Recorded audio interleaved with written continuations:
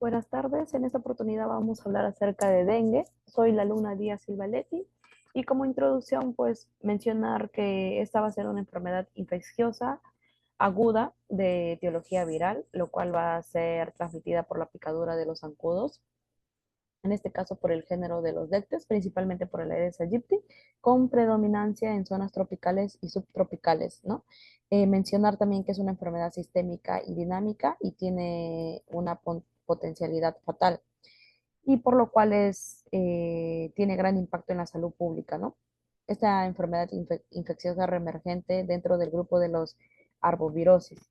En cuanto a la epidemiología, según el libro Farreras, pues menciona que cada 500.000 personas, en su mayoría niños, padecen de dengue, y en este caso el de tipo grave, y lo cual precisa hospitalización. La mortalidad se asocia entre el 2 y 3%, y las formas graves de dengue revisten especial importancia en Asia y en América. En cuanto a la epidemiología y el modo de transmisión, ya lo vamos a ver más adelante, pero cuál incluye un ciclo natural de la infección y pues se establece entre el hombre y el mosquito, ¿no? En este caso el Aedes aegypti.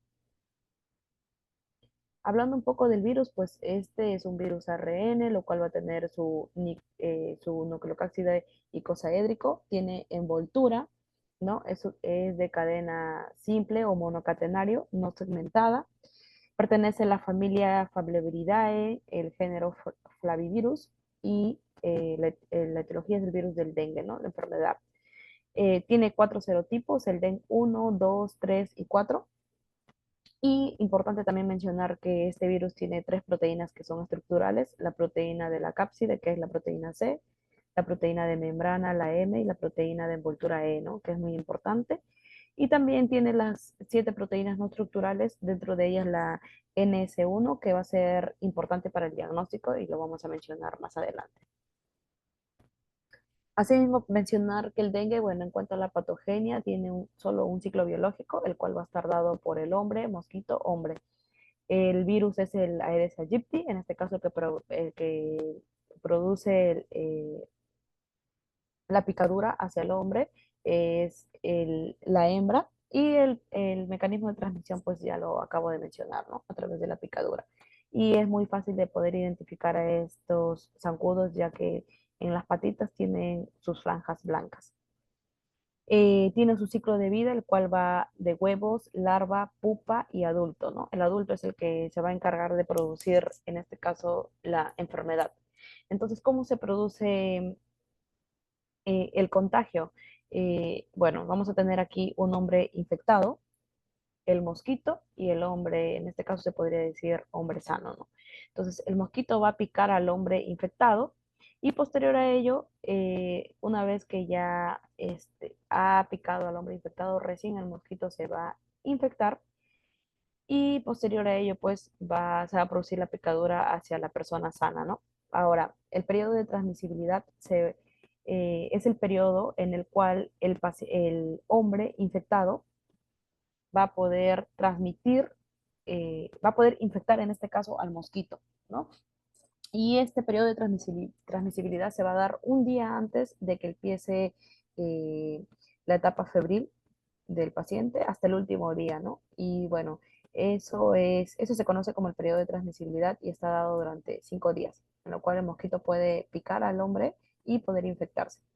Y posterior a ello se va a dar el periodo de incubación, el periodo exógeno, el cual quiere decir una vez que el mosquito se ha infectado eh, con esta enfermedad del dengue, este tiene que pasar hasta las glándulas salivales del mosquito, el cual se le conoce como el periodo exógeno, ¿no? Que es en un periodo de 10 días y en promedio de 8 a 12 días. Posterior a ello, de los 8 a 12 días, el mosquito recién va a poder infectar al hombre sano. En cuanto a la patogenia, una vez que ya se ha producido la picadura en la piel, pues este va a estar, aquí va a reaccionar nuestro sistema inmune, ¿no? Dentro de ellas las células dendríticas, los macrófagos, los mastocitos, pero el que tiene gran importancia va a ser aquí las células dendríticas, que son las que van a presentar este virus hacia los ganglios linfáticos, Y una vez que se llega a los ganglios linfáticos, se va a producir la respuesta inmune, ¿no? Dada por los macrófagos, por las células TCD4, TCD8, las natural killer, y en especial, pues, las células CD4 y la CD8. Posterior a ello, pues, se va a presentar la respuesta inflamatoria, ¿no? Que va a estar dada por las interleuquinas, la interleuquina 6, la interleuquina 8, sobre todo el factor de necrosis tumoral alfa, el factor de necrosis tumoral gamma y la interleucina 10, los cuales bueno, van a producir en primera instancia lo que es un daño hepático y la base fisiopatológica del dengue que van a producir un daño endotelial, ¿no? Para lo cual se va a producir la extravasación de, extravasación de líquido. Y posterior a ello, pues lo que vamos a encontrar en la paciente es que el hematocrito se va a elevar, va a haber hipoalbuminemia, puede haber también derrame pleural, ascitis, el paciente va a presentar trastornos de coagulación, va a haber disminución de las plaquetas, sangrado, el paciente puede entrar en shock y falla multiorgánica. Asimismo, mencionar que cada serotipo va a generar tanto inmunidad específica, que van a, es decir, anticuerpos homólogos, y esto se refiere a que, por ejemplo, si una persona se infectó con el virus DEN1, se van a producir anticuerpos para específicamente para ese DEN1, ¿no? Y este mayormente son a largo plazo, es decir, puede durar toda la vida. Pero también se va a producir inmunidad cruzada, que son anticuerpos heterólogos, es decir, el paciente se infecta con el virus DEN1, pero también puede producir anticuerpos para el DEN2, 3 y 4, pero este solamente tiene eh, acción corta, dura más o menos, perdón, es a corto plazo, dura un promedio de 6 meses. Por eso es que se dice que las personas que ya se han contagiado de, de dengue, que se vuelvan a reinfectar, corre el riesgo de que el paciente pueda desarrollar dengue grave, ¿no? En cuanto al cuadro clínico, bueno, el periodo de incubación va de 5 a 7 días y tiene 3 fases, ¿no? Las cuales podemos visualizar aquí en la imagen. Tiene la fase febril, la fase crítica y la fase de recuperación. Generalmente la fase febril dura más, en un promedio de 1 a 3 días, ¿no? Aquí el paciente va a presentar fiebre alta, el cual va a ser de forma abrupta, va a presentar cefalea, puede presentar dolor retrocular, mialgias, artralgias, dolor abdominal, anorexia, náuseas, vómitos, inclusive la presencia de rash. En cuanto a la fase crítica, que quiere decir que va a ser el cese de la fase febril, como podemos ver aquí, bueno, aquí mayormente es donde se le tiene que poner mayor énfasis al paciente, hay que hacer eh, una vigilancia estricta, porque es aquí donde se presentan los daños de órganos y el paciente puede presentar shock hemorrágico, ¿no? Por ejemplo, en los niños se da entre el tercer al quinto día y en los adultos entre el tercer al sexto día. Y acá, pues, como ya lo mencioné, se va a dar la aparición de los signos de alarma, ¿no? Sobre todo esto va a estar dado por la extravasación del plasma, que va a estar medida por la presión arterial media. Una vez el paciente pasa a la fase crítica, ya viene la fase de recuperación, ¿no? Y aquí el paciente puede presentar las islas blancas en un mar rojo, que es característico de, de dengue, aquí como podemos ver aquí en la imagen que estoy señalando, que es la fase de convalecencia. Ese es lo que se le conoce las islas blancas en un mar rojo. Puede presentar también prurito generalizado y descamación fina.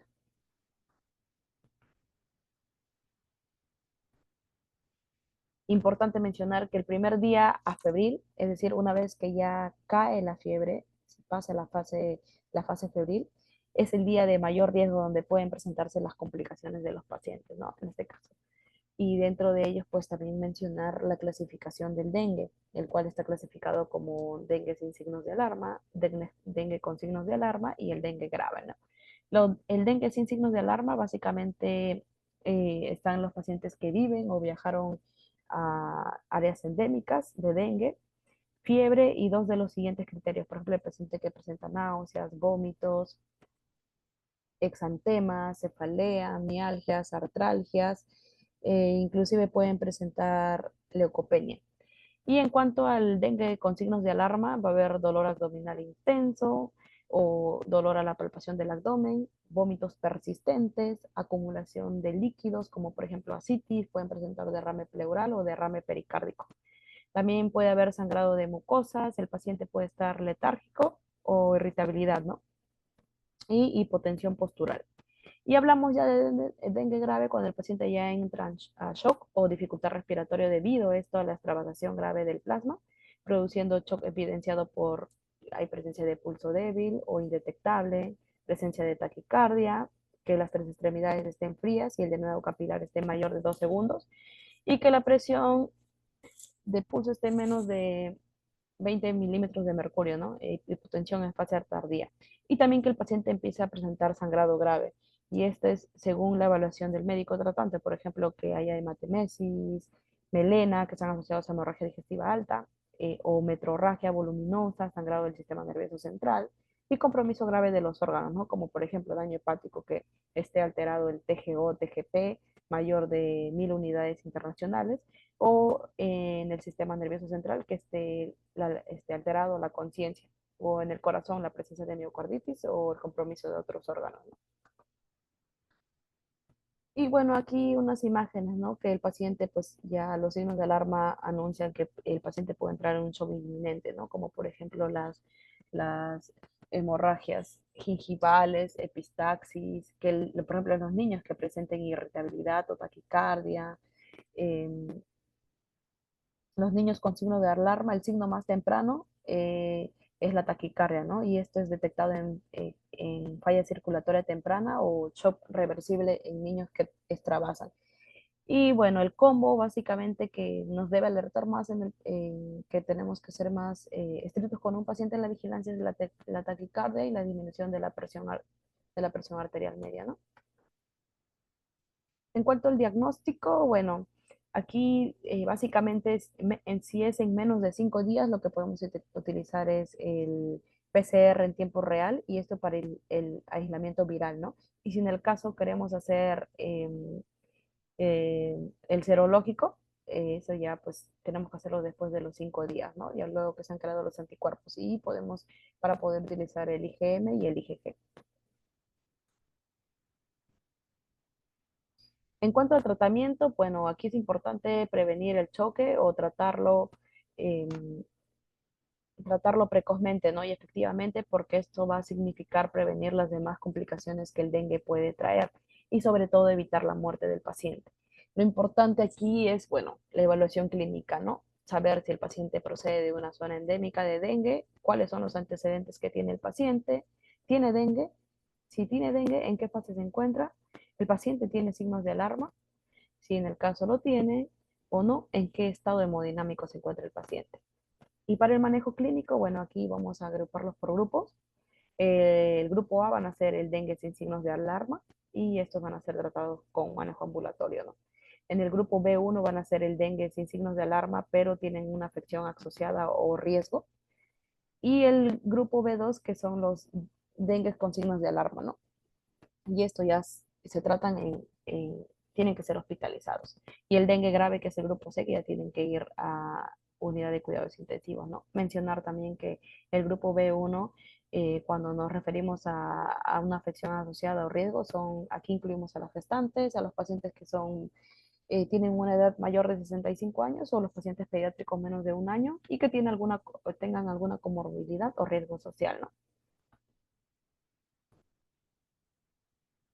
En cuanto al grupo A, son los pacientes que pueden ser tratados ambulatoriamente. Aquí es importante tener en cuenta que si toleran volúmenes adecuados de líquidos por vía oral, si el paciente está orinando por lo menos una vez cada 6 horas y si no tienen ningún signo de alarma y no están en el día en que baja la fiebre.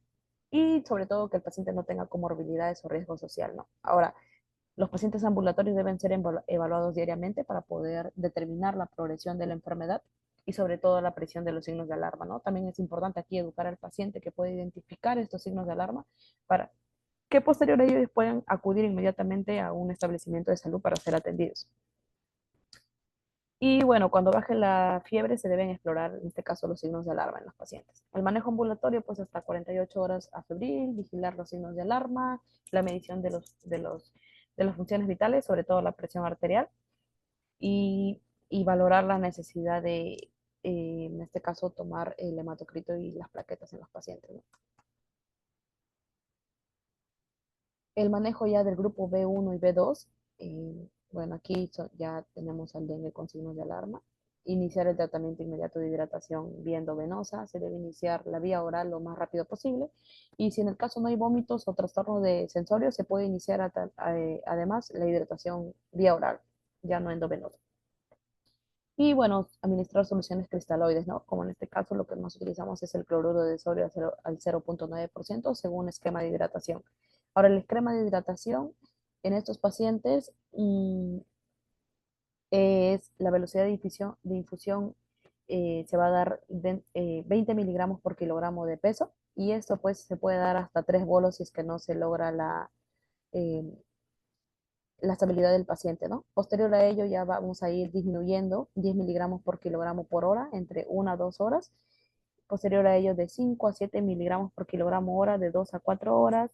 Y así vamos a ir disminuyendo de 3 a 5 mililitros por kilogramo hora durante las 2 a 4 horas siguientes. Y ya como mantenimiento se va a administrar de 2 a 3 miligramos por kilogramo hora durante las 24 horas siguientes, ¿no? Y si el paciente logramos reponer, estabilizarlo, ya podemos volver a la hidratación oral, siempre y cuando tener el control de las funciones vitales y evaluar la presencia de signos de alarma. En el caso de esquema de hidratación del grupo B2, aquí, bueno, iniciamos con 20 miligramos por kilogramo de hora hasta 3 bolos. Vamos a ir disminuyendo a 10 mililitros por kilogramo hora entre 1 a 2 horas siguientes. Luego seguimos disminuyendo de 5 a 7 mililitros por kilogramo hora de 2 a 4 horas siguientes. Y de 3 a 5 mililitros por kilogramo hora, igual de 2 a 4 horas siguientes. Y las 24 horas, una vez terminado este esquema, lo mantenemos entre 2 a 3 mililitros por kilogramo hora, ¿no? Ahora, si la PAN no se normaliza, eh, por ejemplo, si cuando estamos en 10 mililitros por kilogramo hora, eh, ya han pasado las 2 horas y la PAN no se ha normalizado, podemos continuar con la misma velocidad de infusión, ¿no? Pero si hay empeoramiento del estado hemodinámico, ya se va a aumentar la velocidad de infusión, es decir, a 20 mililitros por kilogramo hora.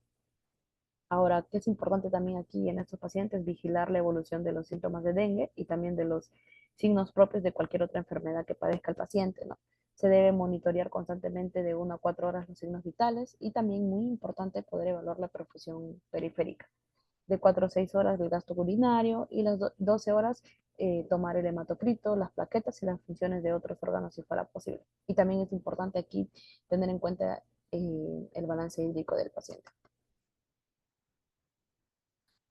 Y también es importante poder, en la hidratación, reducir los fluidos intravenosos gradualmente cuando el paciente tiene una diuresis mayor de 1 mililitro por kilogramo hora, si la ingesta oral de fluidas son adecuadas, ¿no? Y también para poder de esta manera evitar la sobrehidratación.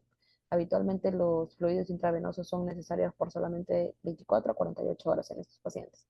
Y los criterios de alta, bueno, ya cuando el paciente tiene una presión arterial media estable por al menos 48 horas, si hay ausencia de sangrado activo, si el paciente está febril por un tiempo mayor o igual a 48 horas, si el paciente está tolerando adecuadamente la vía oral, si la diuresis es adecuada y una estancia no mayor a 4 días, ¿no? En el dengue grave, que es el grupo C, aquí bueno, ya vamos a tener la extravasación severa con shock o insuficiencia respiratoria en estos pacientes. Va a haber sangrado severo o daño de órganos, sobre todo hígado, cuando el TGO o TGP están más de 1000 unidades internacionales por litro, cuando ya hay compromiso del sistema nervioso central, trastorno de conciencia, o en la parte cardiovascular, si hay miocarditis, bradicardia sostenida, insuficiencia renal y colecistitis litiásica, ¿no? En estos pacientes, pues, este dengue ya se trata en unidad de cuidados intensivos. Se inicia el tratamiento con cristaloides a 20 mililitros por kilogramo en bolo en 15 minutos para poder sacar al paciente del shock lo antes posible. Se puede administrar hasta 3 bolos y luego reevaluar, ¿no? Si no hay mejoría de la presión arterial media y hay hemorragia digestiva, lo que se tiene que hacer es transfundir el paquete globular al paciente. Si no hay hemorragia digestiva, considerar el uso de inotrópicos, en este caso la dopamina, ¿no? Para poder mejorar la contractibilidad del corazón. Y debe confirmarse también el diagnóstico por laboratorio. Y en este caso, el esquema de hidratación de estos pacientes empezamos con 20 miligramos por kilogramo de peso, como ya lo mencioné, hasta 3 bolos. Luego vamos a ir bajando a 10, de 5 a 7, de 3 a 5 y la de mantenimiento de 2 a 3, ¿no? Durante 24 horas. Y asimismo también se hace el uso de los corticoides. No hay beneficio en reducción de la mortalidad, pero no se recomienda su uso de corticoides. Y la transfusión de plaquetas y plasma fresco congelado, bueno, también se ha mencionado que no hay beneficio en la reducción de la mortalidad y tampoco se recomienda su uso en los pacientes graves, ¿no? Y en cuanto a la prevención, pues lo principal, mantener limpios los techos y las canaletas de las viviendas para poder evitar el estancamiento de agua, ¿no? eh, Desechar toda la basura que esté alrededor de la vivienda, reemplazar por arena húmeda o tierra el agua de los floreros, ya para no, en este caso, tener aguas estancadas y que estos mosquitos puedan dejar sus huevos, ¿no? Y recipientes en los que se colocan las plantas y flores, ¿no? El agua poder reemplazarlo por arena húmeda. Y sobre todo es muy importante también apoyar en las actividades de control contra el vector de dengue, ¿no? Que realiza el personal de salud, que hacen visitas domiciliarias, y no botar el herbicida de los recipientes con agua que coloca el personal de salud. Y bueno, eso sería todo con respecto a dengue. Espero que haya sido de su agrado. La información ha sido sacada del libro Farreras y también de la norma técnica. Con esto me despido. Muchas gracias.